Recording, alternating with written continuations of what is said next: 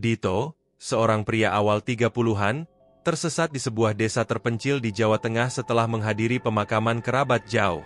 Saat GPS-nya tidak berfungsi dan malam mulai menjelma, ia menemukan sebuah warung tua yang sepi tapi ramai dikunjungi. Gulai kambing asli, Warung Mbah Pono. Meski lokasinya terpencil, warung itu memancarkan aroma rempah yang sangat menggoda. Dito memutuskan singgah untuk mengisi perut yang lapar. Gulainya ternyata luar biasa lezat, hampir terlalu sempurna hingga membuatnya lupa akan keanehan sekelilingnya. Setelah makan, Dito pamit pulang, tapi sebelum pergi, seorang pria tua memberinya peringatan misterius. Kalau masih hidup besok pagi, jangan pernah balik ke sini lagi, apalagi pas malam Jumat Kliwon.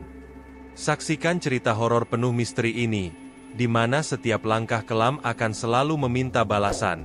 Simak cerita selengkapnya di Ada Horor. Awas jangan nonton sendirian. Langit sore mulai murung, saat Dito, seorang pria berusia awal 30-an, menyusuri jalanan sepi, di tengah wilayah perbukitan kecil, di Jawa Tengah. Ia bukan orang lokal, bukan juga seorang petualang. Dito hanya sedang dalam perjalanan pulang, dari menghadiri pemakaman seorang kerabat jauh.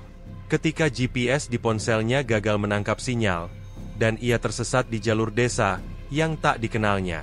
Ban mobilnya nyaris melindas seekor ayam, saat ia menyadari dirinya sudah terlalu jauh dari jalan utama. Di depan matanya, berdiri sebuah bangunan kayu sederhana, beratapkan genteng tua, dan papan nama yang sudah hampir luntur. Gulai kambing asli, Warung Mbah Pono. Aroma kuat rempah, dan santan pekat, menyambutnya dari kejauhan. Menusuk hidung dengan cara yang anehnya, menggugah rasa lapar. Warung itu tampak biasa saja, bahkan bisa dibilang kuno, dengan bangku panjang dari bambu, dan lampu redup yang menyala temaram. Namun yang membuat Dito terkejut adalah, kenyataan bahwa meskipun berada di tempat terpencil, warung itu penuh pelanggan. Beberapa datang dengan motor, dan yang lainnya dengan mobil. Bahkan ada yang mengenakan pakaian mewah. Suasana hening, namun intens. Tidak ada yang berbicara. Mereka hanya makan. Fokus melahap. Seakan-akan gulai itu memiliki sesuatu yang membuat mereka lupa diri. Dito ikut duduk. Ia memesan sepiring gulai, dan sepiring nasi. Seorang nenek tua bertubuh ringkih datang melayani, kata salah satu pelayan saat ditanya. Kalau sudah makan di sini mas, biasanya pengin balik terus. Gumam pelayan muda itu, sambil tersenyum. Tapi senyumnya tidak sampai ke mata. Dito mencoba gulai itu. Dan benar, rasa dagingnya luar biasa lembut. Rempahnya tajam, tapi tidak menusuk, dan ada rasa manis aneh, yang entah kenapa terasa menenangkan. Sejenak ia melupakan segala keanehan. Lupa bahwa dia tersesat. Lupa bahwa sinyal tak kembali. Lupa bahwa semua mata di warung itu sempat melirik tajam padanya saat ia datang. Setelah makan, Dito pamit dan bertanya arah jalan keluar. Tapi sebelum meninggalkan warung, seorang pria tua menyentuh lengannya pelan dan berbisik. Kalau masih hidup besok pagi, mas jangan pernah balik ke sini lagi ya. Apalagi pas malam Jumat Kliwon. Dito terdiam. Angin malam berhembus dingin, membawa bau anyir samar dari dapur warung itu, yang entah kenapa tak pernah dikunjungi siapapun, kecuali Mbah Pono sendiri. 3 hari berlalu sejak Dito makan di warung Mbah Pono. Ia sudah kembali ke rumah, di kota kecil sebelah barat Solo. Tapi anehnya, pikirannya terus kembali ke rasa gulai itu. Rasa yang tidak bisa ia lupakan. Setiap kali ia mencoba makan gulai kambing di tempat lain, semuanya terasa hambar. Tak ada yang menyamai. Dan semakin hari, perasaan tidak nyaman mulai tumbuh. Bukan hanya karena rasa itu, tapi karena mimpi aneh yang terus menghantui. Dalam mimpi itu, ia berada di warung Mbah Pono. Sendirian, lampu padam, meja-meja kosong. Tapi dari balik dapur, terdengar suara gemeretak, seperti tulang diremukan. Lalu muncul siluet Mbah Pono, tapi matanya berwarna putih susu, dan tangannya penuh darah. Suatu pagi, saat sedang duduk di warung kopi kota, Dito tak sengaja mendengar percakapan 2 orang lelaki tua. Katanya, ada yang hilang lagi pak. Semalam warga baru yang nyasar ke warung itu. Sudah biasa, kalau malam Jumat Kliwon, satu tumbal, gulai tetap enak. Dito langsung menoleh.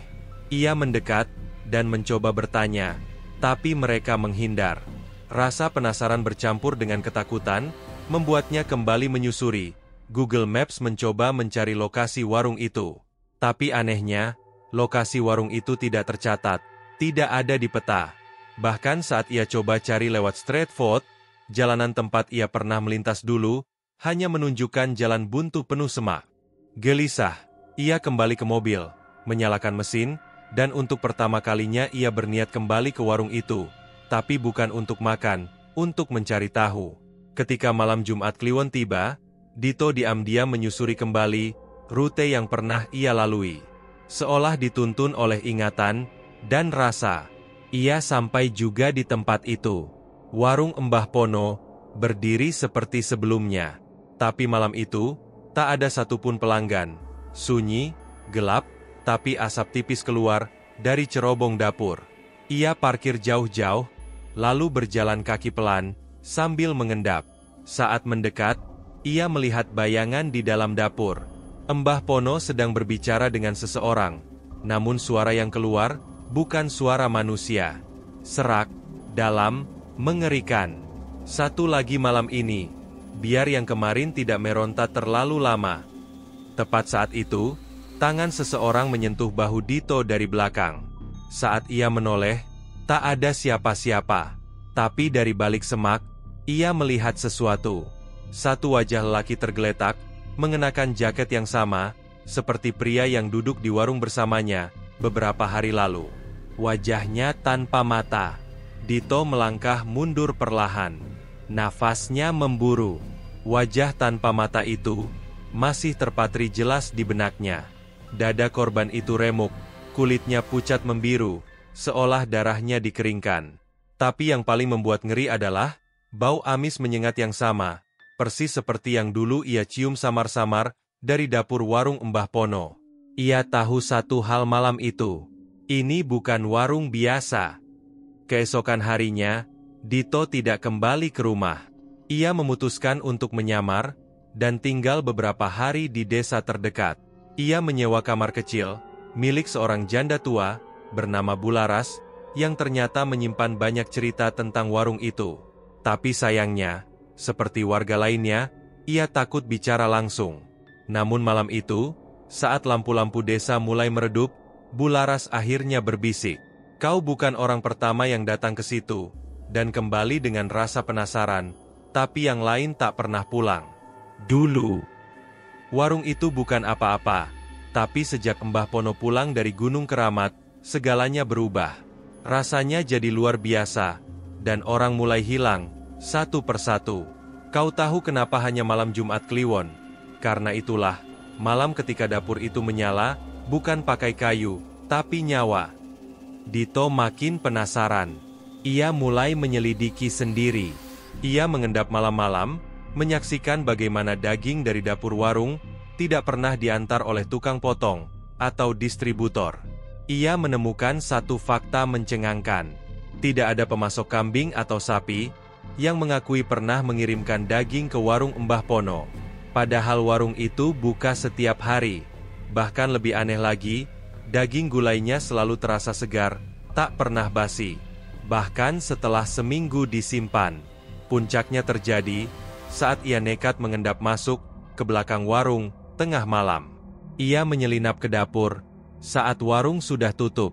Di sana, ia menemukan sebuah kuali besar yang masih hangat, dan di dalamnya bukan hanya tulang kambing, tapi juga ada tangan manusia. Di rak atas, ia melihat potongan rambut, pakaian berdarah, dan sebuah dompet.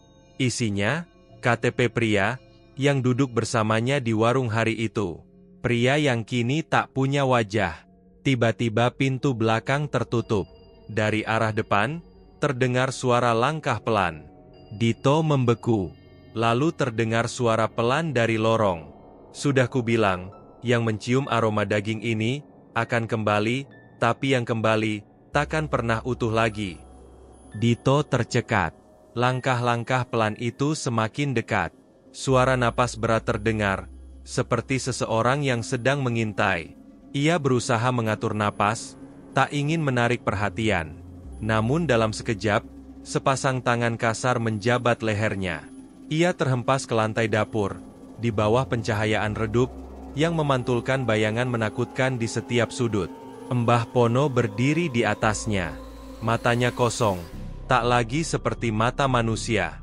Pandangannya seperti mata ikan, penuh kabut, tak ada cahaya. Kenapa kau tidak pergi? Kenapa kau terus mengganggu? Suara Mbah Pono serak, seperti datang dari kedalaman yang jauh. Kau telah mencium bau ini, Mas. Kau sudah jadi bagian dari ini. Sekarang pilih, apakah kau akan menjadi tumbal berikutnya, atau tetap hidup dengan membawa rahasia ini? Dito mencoba bergerak, namun tubuhnya seakan dipaku. Sesuatu lebih kuat dari sekadar tangan Mbah Pono menahannya. Suara ketukan yang berasal dari dalam tubuhnya, seakan ada sesuatu yang mengalir menuju ke dalam dirinya, memaksa organ-organnya bergerak. Rasa sakit yang tak tertahankan mulai menyebar ke seluruh tubuhnya. Tapi kemudian terdengar suara lain, seperti jeritan yang penuh kepedihan. Tiba-tiba Mbah Pono terhuyung mundur, seolah ada sesuatu yang menariknya, membuatnya melepaskan cengkeramannya pada Dito. Di luar dapur, terdengar suara gaduh, yang semakin lama semakin keras. Kau membangunkan yang sudah mati. Mbah Pono berbisik. Wajahnya kini berubah, tampak lebih muda dan lebih terkejut. Lari! Jika kau tak ingin ikut mereka yang hilang, lari sekarang juga. Dito yang masih gemetar, mencoba berdiri, namun kaki dan tangannya terasa kaku. Hampir tak bisa digerakkan. Ia berlari menuju pintu belakang, tetapi sebelum sempat melangkah keluar, ia dihentikan oleh sesuatu yang menariknya kembali ke dapur. Di dalam dapur, panci besar yang tadi berisi potongan tubuh, kini telah berubah menjadi lumpur hitam pekat yang bergerak dengan sendirinya. Dari dalam lumpur, keluar tangan-tangan putih yang muncul satu persatu. Seakan-akan mereka hidup, menekan tubuhnya kembali ke lantai. Bayangan-bayangan wajah muncul di sekelilingnya. Wajah-wajah orang yang telah hilang, pria yang tanpa wajah, lelaki berjas hitam, dan mereka yang telah menjadi bagian dari ritual jahat ini. Tiba-tiba, Dito merasa seseorang menariknya keluar dari dalam lumpur. Mbah Pono mengerang keras, namun tubuhnya seakan terseret oleh kekuatan yang lebih besar. Jangan lawan. Ini sudah menjadi takdir kami, takdir desa ini selamanya. Dito menatap sekeliling. Semua yang ada di warung itu berubah menjadi potongan tubuh yang tidak utuh. Mereka menjadi bayangan kabur yang menyeret tubuhnya menuju panci besar. Dan dalam satu detik yang menegangkan itu, ia merasa sesuatu yang menyelimuti hatinya, tak bisa dihindari. Semua hal yang ia temui di desa ini, semuanya merupakan bagian dari sebuah ritual yang tidak bisa dihentikan. Lalu ada satu suara yang menembus kesunyian itu. Suara pria yang telah hilang. Aku adalah yang pertama, kau yang terakhir. Dito terjatuh ke lantai dapur yang dingin. Napasnya terengah-engah, dadanya sesak, dan tubuhnya gemetar tak terkendali. Semua yang terjadi tadi, semua makhluk yang muncul dari lumpur hitam, wajah-wajah yang hilang, suara-suara mengerikan, terasa seperti mimpi buruk yang tak bisa ia bangunkan. Namun di tengah kegelapan itu, ada satu suara yang menenangkan. Suara dari Mbah Pono, yang kini terlihat tak sepenuhnya jahat lagi. Mbah Pono berdiri di depan neraka. Tapi kali ini, ia tampak seperti seorang nenek tua yang lelah, bukan sosok yang menakutkan. Kau sudah terpilih. Tapi jangan salah Mas, tak ada yang bisa keluar dari sini dengan utuh. Warung ini, desa ini, sudah terikat oleh suatu perjanjian. Kami tidak bisa menghentikannya. Kau tidak bisa menghentikannya. Semua ini sudah dirancang. Dito merasa seperti dihanyutkan oleh omongan Mbah Pono. Seperti ada kekuatan yang menariknya lebih dalam, ke dalam kegelapan itu. Ia mencoba mengingat dirinya yang dulu, seorang pria yang hanya ingin menikmati kehidupan dengan cara sederhana. Tapi kini, tak ada yang bisa diselamatkan lagi. Lalu tiba-tiba, Mbah Pono membungkuk dan memandangnya dengan penuh penyesalan.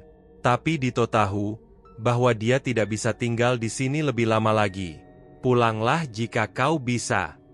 Tapi tahu satu hal, ini bukan akhir. Ini adalah awal. Setiap yang datang ke sini akan datang lagi. Tidak akan pernah ada yang bisa lolos dari ini. Dengan susah payah Dito berdiri. Langkahnya goyah. Namun ia bisa merasakan sesuatu di dalam dirinya yang mulai menyatu dengan warung ini. Ada semacam benang merah yang tak bisa diputuskan, seperti pengikat jiwa yang mengikat dirinya pada warung itu.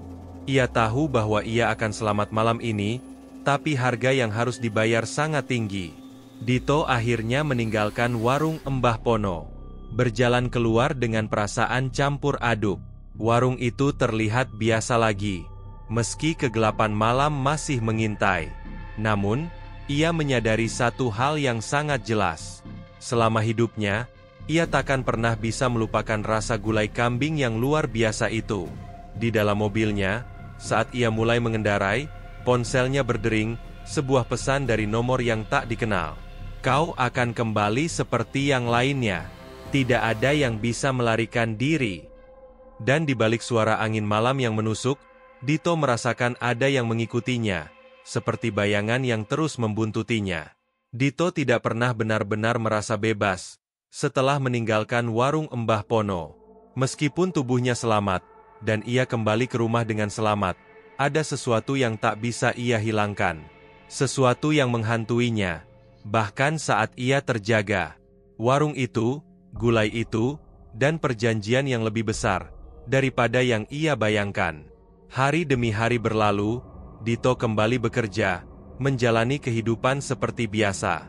Tetapi seiring berjalannya waktu, ia mulai merasa seperti ada sesuatu yang hilang. Seperti ada bagian dari dirinya yang terambil, dan tak bisa dikembalikan. Sesuatu yang terhubung dengan warung itu, sesuatu yang lebih gelap. Suatu malam, sekitar 2 bulan, setelah ia pulang dari desa itu, Dito terbangun di tengah malam. Saat ia memeriksa ponselnya, pesan tak dikenal muncul lagi. Sudahkah kau kembali ke warung itu? Tak ada yang bisa pergi selamanya. Rasa ngeri melanda dirinya. Namun ia berusaha tenang. Ponselnya tiba-tiba mati. Layar menjadi hitam, tak bisa menyala. Dito mulai menyadari sesuatu yang sangat mengerikan, bahwa ia tidak hanya terikat oleh warung itu, tapi juga oleh takdir yang tak bisa ditinggalkan. Setiap malam, ia mulai merasa mimpi yang sama, kembali di warung itu di tengah sepi, dengan gulainya yang luar biasa enak. Orang-orang mulai terlihat seperti bayangan kabur, seperti mereka tak ada. Dan hanya ada satu wajah yang paling jelas, Mbah Pono. Wajah itu terus mengawasi Dito, seakan berkata, "Kau milikku." Dito tak bisa tidur, tak bisa tenang. Ia mulai bertanya pada diri sendiri, apakah semua ini nyata? Atau hanya gangguan pikiran? Tapi ada satu hal yang tak bisa ia pungkiri. Ada sesuatu yang terikat dengan dirinya, seperti benang merah yang mengikatnya, dengan gulai Mbah Pono. Suatu pagi, saat ia berjalan ke pasar, ia bertemu dengan seorang pemuda asing, yang tak pernah ia lihat sebelumnya. Pemuda itu menatap Dito lama sekali, seakan mengenali sesuatu yang tersembunyi. Tanpa Dito tahu, pemuda itu berkata, "Jangan biarkan warung itu mengambilmu seperti yang lainnya. Jika tidak, kau akan menjadi seperti mereka, hilang, dan tidak pernah ada lagi." Dito terdiam, darahnya berdesir dingin.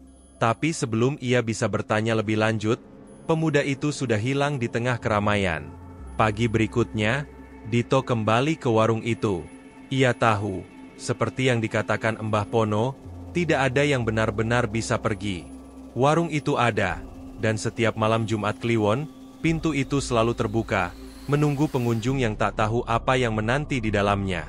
Dito mengerti sekarang, tidak ada yang bisa lolos dari ikatan itu.